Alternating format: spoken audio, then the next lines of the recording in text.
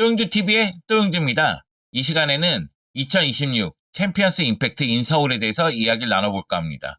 바르셀로나 레전드와 더 레즈, 리버풀 레전드가 레전드 매치를 가지죠. 어디에서?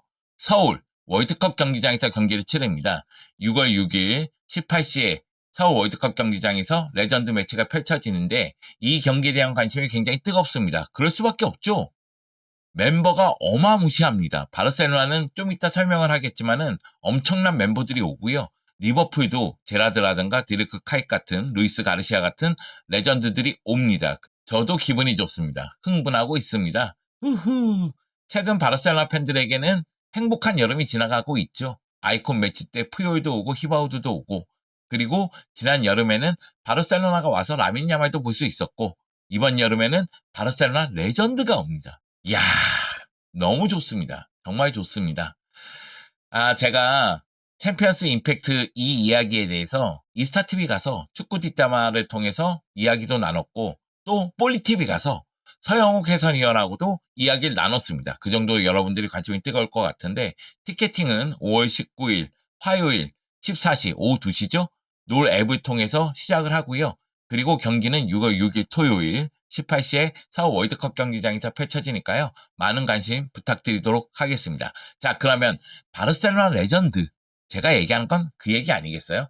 추억팔이 시작합니다. 한번 바르셀로나 레전드 누가 오는지 살펴보고 왜 내가 흥분하는지 여러분에게 설명을 드리도록 할게요. 함께 가시죠. 은근히 재밌을 것 같습니다. Let's go, come together! 일단 보면 멤버가 어마무시합니다. 턱이 떡 벌어져요. 헤드코치가 알베르트 페레르인데 여러분은 잘 모르겠지만은 90년대의 수비수였습니다. 라이트백이었죠. 자, 그리고 골키퍼는 카를레스 부스케츠. 네, 부스케츠의 아버지입니다. 드림팀 때 멤버였고요. 물론 오랜 기간 활약을 하지 못했고 오랜 기간 백업 골키퍼 역할을 했지만 카를레스 부스케츠는 또 나름대로 바르셀로나에서는 의미가 있는 골키퍼입니다. 왜냐하면 요한 크루이프 밑에서 발기술이 필요한 골키퍼가 필요했고, 그래서 부스케츠가 기회를 잡은 모습이 있었거든요. 물론 실수도 많이 했죠. 네, 바이데스의 조상급으로 보면 되겠습니다. 자, 그리고 수비수의 푸올, 알바, 마스체라노, 아비달, 비달. 너무 좋은 거 아니야? 또 만났네, 또 만났어. 푸올 3년 연속으로 옵니다. 알바 은퇴하고 바로 왔고, 마스체라노 지봉 놓고 바로 왔습니다. 그리고 에릭 아비달, 저하고도 관련이 있죠. 가남을 이겨낸 인간 승리의 표본이자, 그리고 저하고 홍콩에서 2007년도 여름에 1시간 정도 인터뷰한 그 인물, 인성이 진짜 좋습니다. 그리고 알렉시 비달 같은 경우에도 이야기할 거리가 많죠. 윙어와 풀백으로서 상당히 좋은 활약을 펼쳐줬었던, 물론 이제 부상 기간이 길었지만, 네, 그런 인물이고요. 자, 미드필더 라인에 세리오 부스케츠, 이니에스타 데쿠. 설명이 필요 없습니다. 네, 세리오 부스케츠, 이니에스타 같은 경우에는 새 얼간이 멤버들이고요. 바르셀로나 역사에서도 베스트 11에 들어가야 되는 인물들 아닌가? 데쿠 같은 경우에는 지금 바르셀로나 단장인데 지금 이 순간 런던에 가 있다고 하죠. 주앙 페드루 영입을 위해서. 근데 가능성이 좀 떨어진다는 얘기가 나오고 있고, 주앙 페드루가 FA컵 결승전에서는 좀 별로더라고. 네, 판단의 속도, 판단 좀 아쉬웠습니다. 여하튼 그걸 떠나서 데쿠도 선수 시절에는 어마무시한 레전드였다. 포르투에서 챔피언스리그 우승하고 바르셀로나를 와서 바르셀로나에서도 챔피언스리그 우승을 경험했으니까요. 엄청난 레전드라고 볼 수가 있겠죠. 그리고 공격 쪽에 히바우드, 카리스마, 보얀, 클로이베르트가 옵니다. 여러분은 모르겠지만 제가 축구를 보기 시작했을 때 그 녀석이 있었습니다. 맞습니다. 루이스 피구죠. 2000년도에 레알 마드리드로 이적했는데요. 그 전에 90년대 말을 돌아보면 바르셀로나의 공격진은 왼쪽에 히바우드, 최전방에 클라이베르트, 오른쪽에 루이스 피고였단 말이에요. 근데 루이스 피고가 떠나면서 최전방에 클라이베르트, 그리고 히바우드가 난 중앙에서 뛸래 그러면서 세컨 스트라이커. 그래서 제가 막 축구에 막 빠져들 때쯤, 바르셀로나에 막 빠져들 때쯤, 그때 공격 라인은 최전방에 클라이베르트, 그 밑에 세컨 스트라이커 히바우드입니다. 그 다음에 이제 사비올라나 다른 공격수로 연결이 되는 거죠. 그런 측면에서 저는 히바우드와 클라이베르트에 대한 추억이 있습니다. 물론 히바우드 어마무시한 선수고 클라이베르트 어마무시한 선수입니다.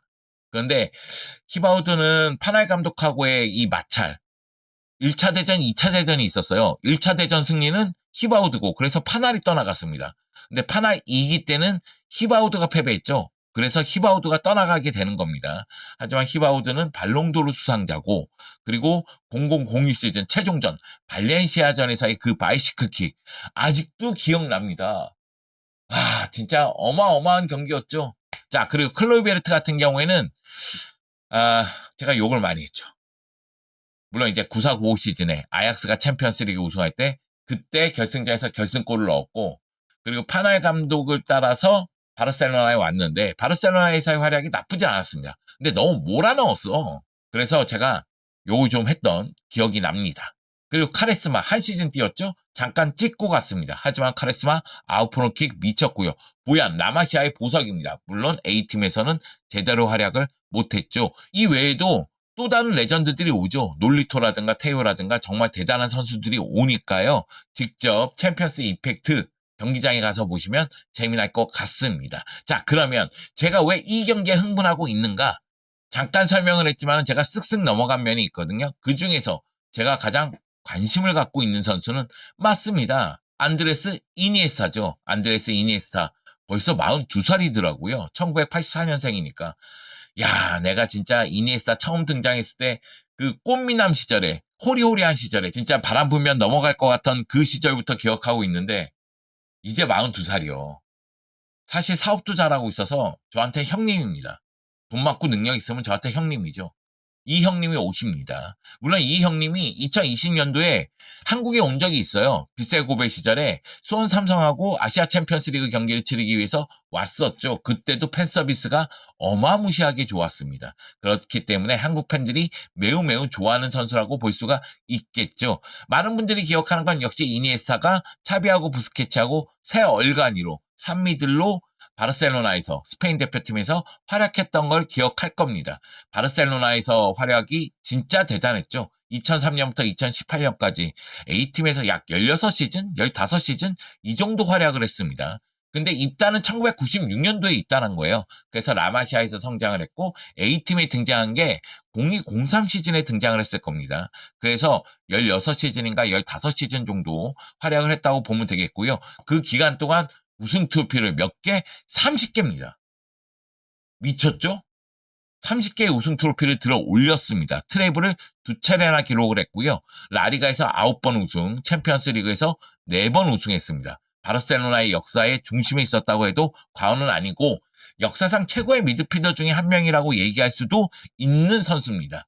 스페인 대표팀에서도 메이저 대회 3연패에 성공을 했죠. 유로 2008, 2010 남아공 월드컵, 유로 2012에서 모두 우승을 차지했고요. 특히 2010 남아공 월드컵에서는 네덜란드를 상대로 연장전에서 결승골을 넣기도 했습니다. 정말 역사를 쓴 미드필더라고 할 수가 있겠죠. 여러분은 어떻게 생각할지 모르겠지만 제가 처음 이니에스타 봤을 때는 측면에 많이 섰어요. 좌우 윙어로 많이 기용이 됐습니다. 그때 이제 바르셀로나의 암흑기였기 때문에 어떻게 해서든 성적을 내려고 사사이도 쓰고 막 그랬었거든요. 그래서 바르셀로나답지 않는 모습이 있다 이런 비판도 들었습니다. 그 당시에 뭐 안티치 감독 시절에는 사사이였던 것 같아요. 그리고 이니에스타를 측면으로 돌려놨던 것으로 전 기억하는데 가르디올라 감독을 만나면서 완전히 폭발했죠. 특히 08-09 시즌은 진짜 대단했던 것 같아요. 저만 그런 생각이 드나요? 08-09 시즌 이니에스타가 없었으면은 6관왕 불가능했습니다. 챔피언스 리그에서 이니에스타의 활약은 정말로 대단했거든요. 그 당시 챔피언스 리그 준결승전에서 첼시 만났죠. 2차전에서 골 넣으면서 결승으로 이끌었고요. 그리고 결승에서 메뉴 만났을 때 결정적인 패스를 하면서 에투의 골을 도왔던 기억이 납니다. 이니에스타는 정말 레전드 오브 레전드다. 만나고 싶다. 기다리고 있다. 네, 이렇게 이야기하고 싶습니다. 이니에스타를 보네요. 물론 이제 이니에스타가 전성기 시절만큼의 민첩한 움직임을 보여주기 어렵겠죠. 그래도 이니에스타의 클래스는 영원하잖아요. 팬텀 드리블 볼 수 있을 거라고 생각합니다. 기대됩니다. 그리고 제가 제일 좋아하는 선수는 역시 카를레스 푸열이죠. 영원한 주장이라고 할 수 있지 않을까요? 사실 푸열 등장 전까지 영원한 주장은 펩 가르디올라였습니다. 펩 가르디올라가 진짜 대단했거든요. 제가 히바우드 얘기할 때 바이시클킹 얘기했잖아요. 그게 바르셀로나에서 가르디올라의 마지막 경기였던 걸로 전 기억하거든요. 그 다음에 이탈리아에서 또 뭐 브레시아나 로마에서 도전했던 기억이 나는데 감독으로서는 더 이상 설명할 필요가 없고요. 그런데 영원한 주장이라는 단어는 이제 푸올 것이 아닌가. 25살부터 35살까지 주장이었나? 그러니까 영원한 주장이라는 단어가 맞는 것 같고 플레이 스타일 자체가 주장다웠습니다. 어찌 보면 바르셀로나 선수답지 않은 모습도 있어요. 묵직하고 단단하고 흔들리지 않는 모습. 팀의 정신적인 지주라고 할 수가 있죠. 많은 분들이 기억하는 게 경기장에 라이타가 날라와서 피케가 맞았다고 했을 때 푸올이 정신 차리라고 하고 경기 집중하라고 하고 라이타 그냥 던져버리잖아요. 사실 피케하고 그런 에피소드가 은근히 많습니다. 피케가 푸올하고 같이 뛰면은 편했다고 하죠. 이것저것 지시하는 상황이 많았기 때문에 따라가기만 했다. 이런 이야기를 많이 했습니다. 그러면서도 피곤한 면이 있었는데 실수하면 가만히 두지 않았다. 경기에 계속 집중하라고 소리쳤다. 이런 이야기를 하기도 했습니다. 여기다가 이제 바르셀로나 수비 라인이 뚫렸을 때 푸올이 뒤쪽에서 육탄 방어를 하는 모습이 굉장히 많거든요. 푸올이 라마시아 시절에는 그렇게 주목받지 않았다고 해요. 뭐 라마시아 시절에 골키퍼도 보고 공격수도 보고 그랬다는 얘기도 있고 B팀에서는 라이트백이었습니다. 그래서 A팀으로 올라올 때도 초반에는 라이트백으로 뛰었어요. 그런데 파날 감독이 센터백으로 포지션 변경을 했고 그 다음부터는 센터백으로 뛰는 모습이 나왔는데 레전드 오브 레전드죠. 제가 9시 뉴스에 몇 번 나온 적이 있어요. 여러분 기억하실지 모르겠지만 제가 초등학교 때 장군의 아들 보러 간 적이 있습니다. 누나하고 같이 갔어요. 그게 고등학생 관람가였는데 가면 안 되는 거였는데 누나하고 같이 갔습니다. 그래서 이제 영화를 봤고 그때 장군의 아들이 한국 영화 신기록을 쓴 거예요. 최다관중. 그래서 제가 잡혀서 인터뷰한 적이 있습니다. 그래서 선생님한테 끌려간 적이 있어요. 야 9시 뉴스 봤는데 너 고등학생 관람가 영화를 봤어? 그래가지고 혼난 적이 있습니다. 네. 그렇게 9시 뉴스에 나온 적이 있는데 최근에 9시 뉴스에 나온 게 JTBC 뉴스에 나왔나? 그랬을 거예요. 푸올 사인 받으러 가서 사인 받았습니다. 근데 이제 거기 왔던 기자가 보기에는 웃긴 거죠. 해설위원이 팬들 사이에 껴가지고 사인해주세요 막 그래가지고 사인 받았으니까 그래서 그거에 대해서 인터뷰를 한 적이 있습니다. 근데 내가 그건 실수야. 가면 안 됐어. 도파민이 터져버린겨. 푸올 사인 받으니까 그 다음부터는 사인의 세계에 들어가고 말았어. 내가 돈을 얼마나 이 얘기하면 안 됩니다. 네. 여하튼 이제 사인을 많이 모으게 됐다. 그 세계에 푸올이 또 나를 이끌었다. 이렇게 얘기할 수가 있겠습니다. 자, 푸올은 원클럽맨입니다. 사랑하지 않을 수가 없죠. 푸올은 바르셀로나에서 총 19번 우승을 했습니다. 라리가 6번, 챔피언스 리그 3번, 트래블 1번. 개인적으로는 1년만 더 뛰지 그랬니? 2015년에 은퇴하지 그랬니? 그럼 트래블 2회인데 아이씨 참. 근데 2014년 돌아보면 푸올이 너무 아팠어. 부상이 너무 잦았어. 그래서 푸올 입장에서도 어쩔 수 없이 은퇴한 감도 있어요. 근데 아이콘 매치에서 뛰는 거 보면 얘 너무 쌩쌩해. 현역으로 복귀해도 될 것 같은 그런 느낌이요. 한 시즌만 더 뛰지 그랬니? 그럼 트래블 멤버인데 트래블 2개 할 수 있었는데 아쉽다. 나만 아쉽나? 자, 스페인 대표팀에서도 레전드입니다. 라모스하고 호흡을 맞추던 모습이 떠오르네요. 유로 2008 우승 멤버고요. 2010 남아공 월드컵 우승 멤버입니다. 칼레스 푸올은 자주 왔으면 좋겠습니다. 지금 아이콘 매치 때문에 3년 연속으로 오고 있어요. 2024년, 2025년, 그리고 2026년. 내년에도 와라. 아니, 이사 와라. 광명으로 와라. 광명 지부장으로서 부지부장으로 임명하겠습니다. 웰컴 투 광명. 우리 동네 와. 여기 내가 알아보니까 서영욱 해설위원도 이 근처 살아. 여기 많이 살아. 너도 여기 와서 같이 살자. 이게 제 마음입니다. 자, 마지막으로는 은퇴한 지 얼마 안 됐어요. 부스케츠하고 조르디 알바 기대됩니다. 왜냐면은 2025년 인터 마이애미에서 우승 차지한 다음에 은퇴를 했거든요. 그래서 은퇴한 지 얼마 안 됐기 때문에 이 선수들은 레전드 매치에서 가장 쌩쌩해. 팔팔해. 그래서 좋은 활약을 할 것 같아요. 그리고 부스케츠하고 조르디 알바가 처음으로 레전드 매치를 참가한다고 합니다. 그러니까 레전드 매치에서 볼 수 있는 첫 기회예요. 그렇기 때문에 많은 팬들의 관심이 있을 것 같고 말씀드렸다시피 부스케츠는 아버지랑 같이 옵니다. 부스케츠 부자가 와요. 그래서 부스케츠 부자가 마치 르브론 부자처럼 한 경기에서 뛰는 모습을 볼 수 있지 않을까 그런 생각이 좀 들고요. 이거는 뭐 부스케츠 부자에게도 의미 있는 경기가 되지 않을까라는 생각이 듭니다. 세리오 부스케츠 같은 경우에도 2009년부터 2023년까지 바르셀로나에서 활약을 했고요. 총 32회 우승했습니다. 와, 우승 트로피 진짜 많이 들어올렸다. 세리오 부스케츠가 바르셀로나에서 한 14시즌 활약하는 동안 물론 이제 입단은 2005년에 입단한 겁니다. 네, 라마시아 거쳐서 B팀 거쳐서 A팀에서 활약을 했으니까요. 그리고 부스케츠는 펩 가르디올라 감독이 정말 발굴한 선수예요. 그런 측면에서 부스케츠는 정말 유니크하면서도 뛰어난 활약을 많이 펼쳤죠. 특히 축구 지능, 센스, 이게 쩔었죠. 한두 번의 페이크 동작으로 상대를 속이고 탈압박해내고 정확한 패스로 연결고리 역할을 하는 모습은 매우 매우 좋았습니다. 물론 개인적으로 부스케츠에게 미안하다는 마음도 갖고 있습니다. 바르셀로나에서 말년에 제가 좀 비판을 많이 했거든요. 부스케츠, 로시엔토, give me your sign, I love you, I respect you, only you, just you. 네, 나도 모르게 G라는 단어를 쓸 뻔했습니다. 별 이상한 짓을 다 하고 있죠? 죄송합니다. 여하튼 부스케츠가 바르셀로나 A팀에서 약 14시즌 정도 활약했는데 32회나 우승했다는 거, 챔피언스리그를 무려 3번이나 우승했다는 걸 인정해줘야 되고요. 스페인 대표팀에서도 2010 남아공 월드컵, 유로 2012에서 우승을 차지한 경험이 있습니다. 그리고 조르디 알바는 진짜 기대가 돼요. 잘할 것 같아. 조르디 알바가 날아다닐 것 같아. 여기다가 왼쪽에 히바우드가 배치가 되면 히바우드하고 조르디 알바의 호흡도 재미날 것 같은 생각이 듭니다. 히바우드가 오른쪽으로 가면 조르디 알바가 올라가는, 쩔어! 기대가 됩니다. 조르디 알바 같은 경우에는 라마시아 출신인데 발렌시아에서 이제 영입이 된 거죠. 2012년도에 영입이 됐고 2023년까지 활약을 했습니다. 총 17번 우승을 했고요. 챔피언스리그 우승은 한 번입니다. 2012년도에 왔기 때문에 14, 15 시즌의 챔피언스리그 우승 한 번 경험을 했습니다.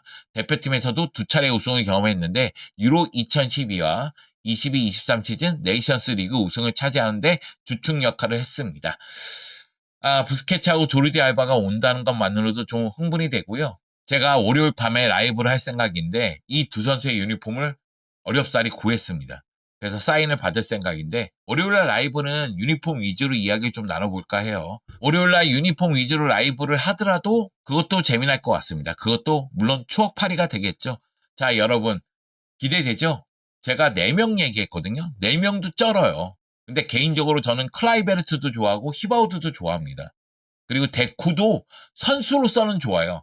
여기다 마스체라노도 좋아하거든요. 그래서 제가 좋아하는 선수들이 너무 많이 와요.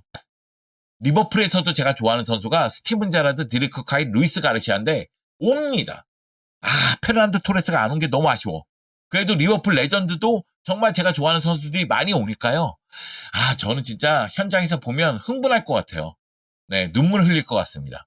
자, 여러분도 이 기회를 놓치지 마세요. 2026 챔피언스 임팩트 인 서울 6월 6일 18시에 서울 월드컵 경기장에서 펼쳐집니다. 티켓팅은 5월 19일 화요일 오후 2시부터 시작을 합니다. 여러분 도전하시고 같이 이 경기 봅시다. 현장에서 봅시다. 흥분! 재미날 것 같아. 경기 보면 도파민이 터질 것 같아. 그리고 온 김에 사인 해주고 가라. 나는 사인 받아야 되겠다.